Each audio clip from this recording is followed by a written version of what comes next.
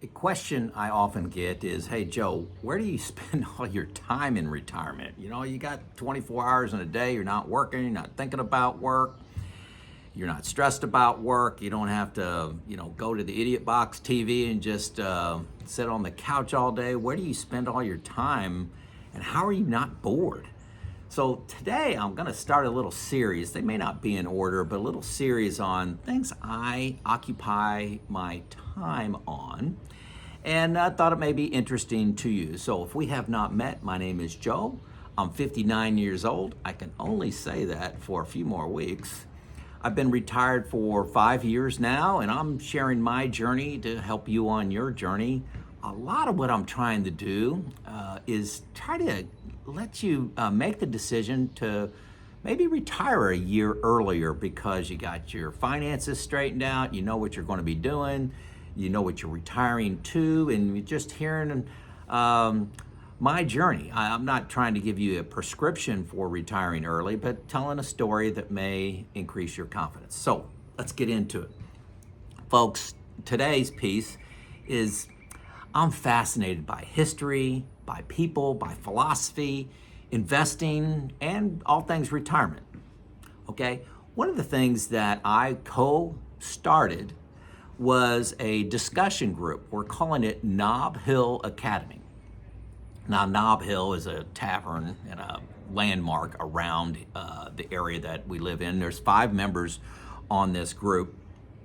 We have a monthly topic and we have a rotating host, okay? So the host picks the topic. The group has diverse interests. We're all different people. And but one thing we have in common is we like to do the work and we like to understand history to a deeper meaning than just names, dates, places, people, ideas. It's really understand what it was like to be in that time period. We've studied a few modern things, but mostly going back at least 50 years. For example, this month's topic, and this is something I never even heard of, so I couldn't have picked it as a topic. But one of the guys picked the Chinese Cultural Revolution that took place from 1966 to 76. Fascinating.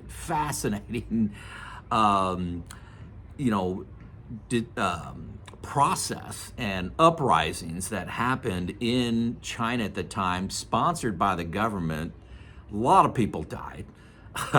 Just I didn't even know about it, and it's just very entertaining and educational to listen to it. So one of the things that's important to note is we're not, like I said, we're not just memorizing what happened. We have some standing questions. There's typically around 10 each month that are provided about 2 weeks ahead of time, but a couple that are standing are like, well, what surprised you? Number 2 would be, what did you find that in your study that is relevant to you today? Interesting. Did your study prompt you to take any action in your life? So going forward, were you inspired, motivated, aligned, something that makes you do something different today? So again, lessons learned from the past, how do we apply today? Fascinating. So some past topics, just to let you know what I'm interested in. Maybe these are good for you. Presidents, we probably have talked about maybe 10 presidents. We talk about wars like the Civil War, Revolutionary War, Spanish-American War, Ben Franklin, Ayn Rand, Edison, the Manhattan Project, Socrates, the Dulles brothers, Will Rogers, Carl Jung, and Daniel Boone. You can see those are all over the place, okay? So I do study sometimes I'll read a book. That's kind of rare. I'll listen to a book. That's pretty common. Podcasts are really a source for me, and YouTube is probably 70% of my information I get from YouTube. Some of it I start with Wikipedia just to kind of get an understanding and see what rat hole I want to go down. And that's what's really cool. Each one of us goes down a different path to study something fascinating that the other people may not have even gone down that road. Very cool. I love this being a discussion group rather than just myself. I'm limited by myself. The great learning from this group doesn't really come from my study. It's come from the other 4 people's study. Okay, that's most of my learning comes from them. Fascinating.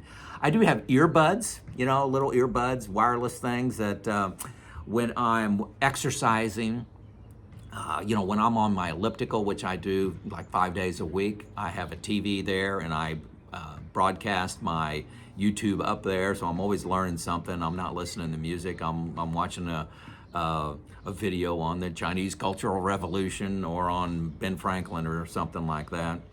When I'm working in the yard, when I'm cutting grass, I got a lot of mulch that I move around and just playing in the yard, trimming trees, picking up sticks, little stuff like that.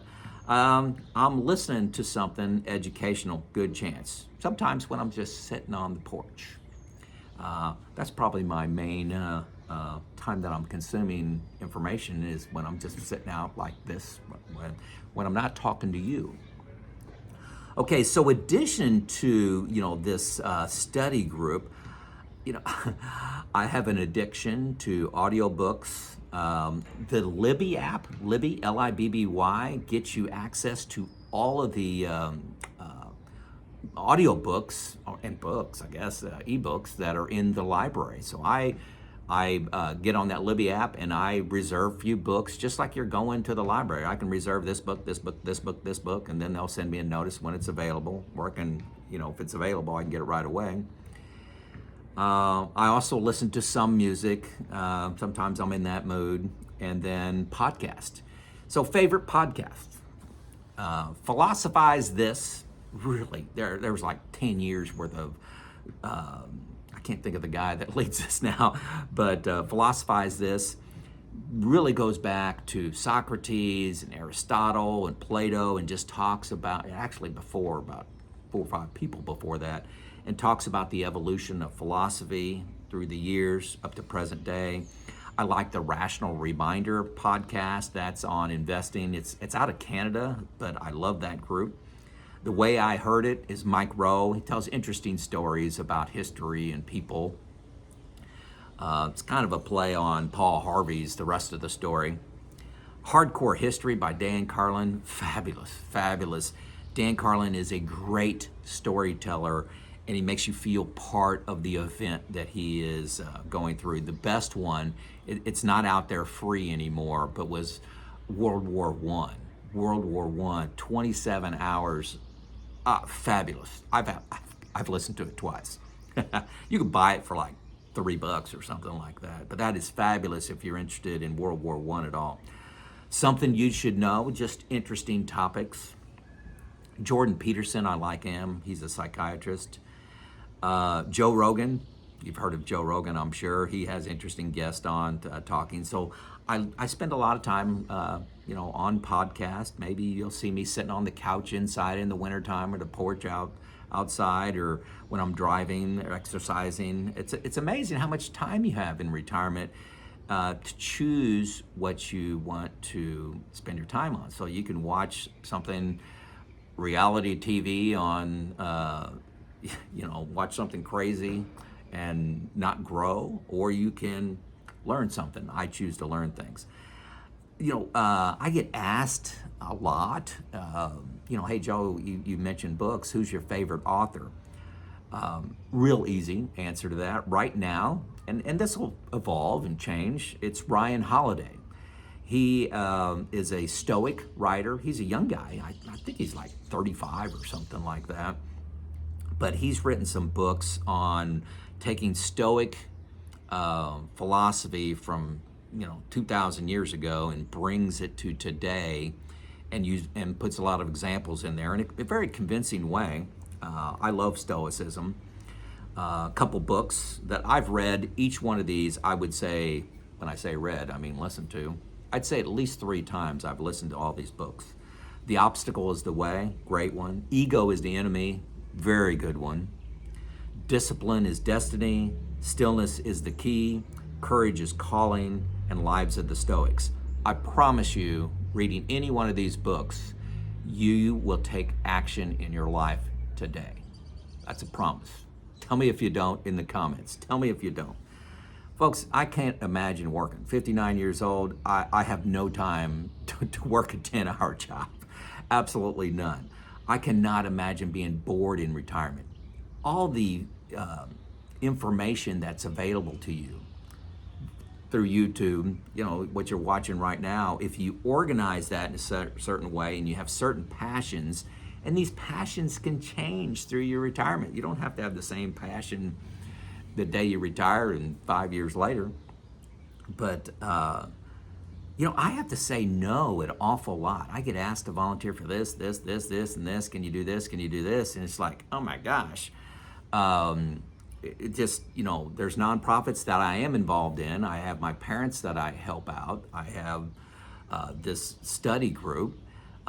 I make videos, you know, which is making videos. It takes me about an hour total to make a video. So, you know, if I make 3 a week, that's 3 hours a week that I'm working.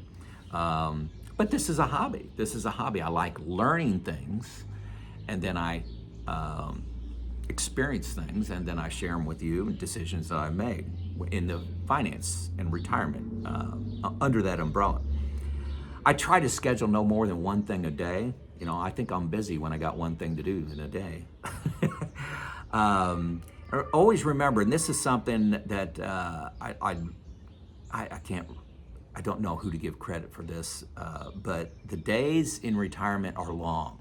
The individual days are long, 24 hours, because you're not tired. You know, it's not that you're not commuting to work, you're not at work, you're not getting home from work, you're not tired, you're not stressed. You don't want to just veg out. You got all this energy, especially when you retire at an earlier age. So the days are long, and you need to find something to fill them up with. But you know, the world's a big place. You got to pick something. But the years pass very fast. I cannot believe I've been retired 5 years. But bored in retirement, not even close. This is a slice of where I spend my time. Hope you enjoyed it. Let me know in the comments. This is Joe out.